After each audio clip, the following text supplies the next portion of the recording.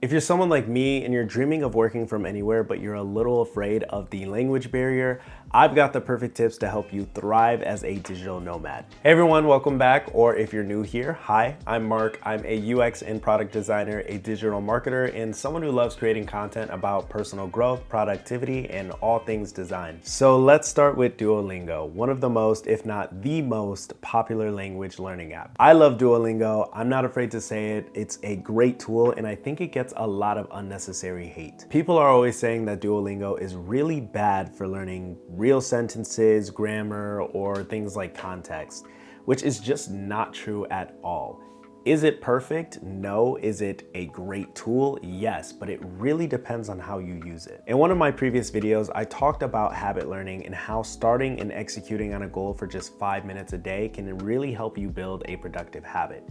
That's exactly what Duolingo does. It is convenient, it's consistent, and it nudges you to show up even when you don't feel like it. I mean, have you seen the live widgets nowadays? It's honestly pretty funny and great on Duolingo's part. Also, before I continue, I just want to say that Duolingo obviously did not pay me.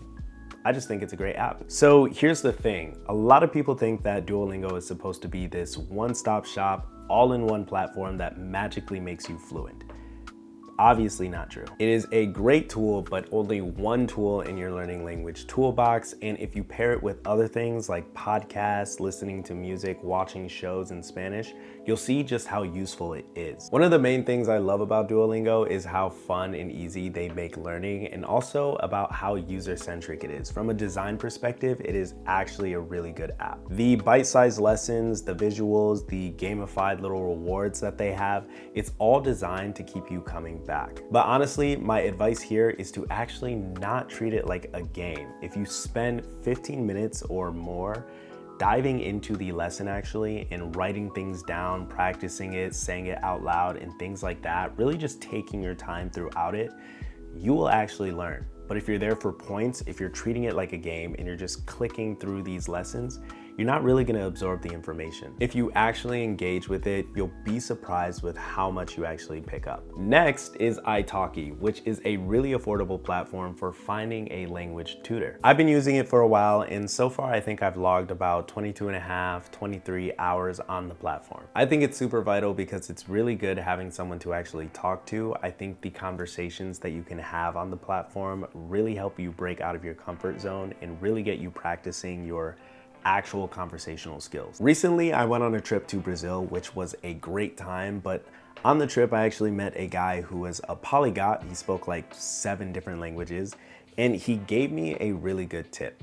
That tip was pretty much saying on italki or any other platform with a tutor, if they're speaking any English to me whatsoever, to get rid of them and find a new tutor. Now, getting rid of my tutor seems a little bit dramatic and something I'm not going to do. I like my tutor, but I did come back and ask my tutor to stop speaking English to me as much as possible. So the language that I'm trying to learn is Spanish, so my tutor has only spoken Spanish to me ever since I asked her to.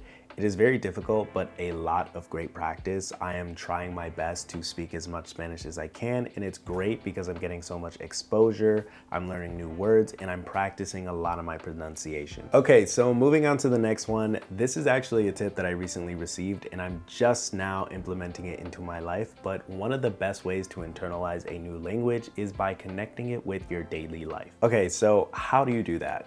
Pretty much at the end of every day, you're going to sit down, journal, record a voice note, or just talk to yourself in the language that you're trying to learn about the day that you have. Just review everything you did that day, talk about your thoughts, the food you had, things like that. Just connect your daily life in the language that you're learning. This actually forces you to recall relevant vocabulary that you actually use in your day-to-day. So things like the work that you did that day, how you felt, or the daily errands that you ran, and then turn learning into a habit every night. So this is a common tip that every single person will say no matter what, without fail, but one of the most common ways to learn a language is through music. For me though, I haven't really found this to be the most effective method. It is actually really difficult for me to just pick it up through music, but that was until one of my friends actually gave me an additional tip to add on top of it. That additional tip is to, yes, listen to the music, but on top of that, take a little bit of time, sit down at your desk and translate the entire song. This will actually help you more with the slang, the cultural references, and the flow of everyday expressions. Plus, it's one of the best ways to train your ears to the natural speed of the language. And it is actually really nice to be able to know the lyrics of the songs when they play it in social settings or when you're out at the club. It's actually pretty impressive. All right, so for more immersive listening practice, try podcasts. You can start with beginner-friendly ones like Coffee Break Spanish that throw English explanations in there, or you can just dive into a fully native one if you're really feeling bold.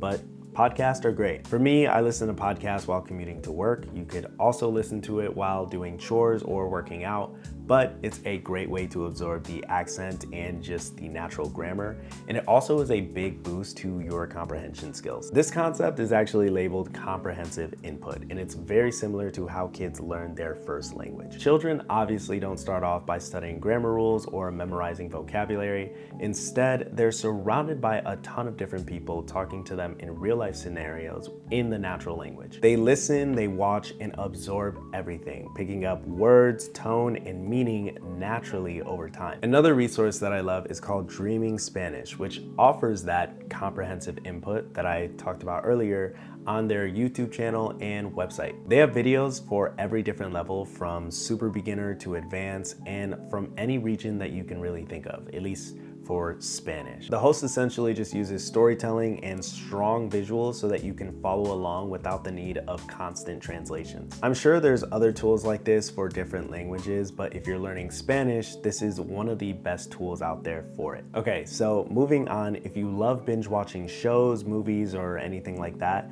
make sure you watch it in Spanish, but also make sure you keep the subtitles on in Spanish as well, or whatever language that you're learning. I like to do this a lot with old Disney movies, Marvel movies, a lot of movies that I've seen before, because it's kind of hard to watch a new movie, something that I'm actually interested in, if I can't understand everything completely. So it's a lot easier to just rewatch movies using this method.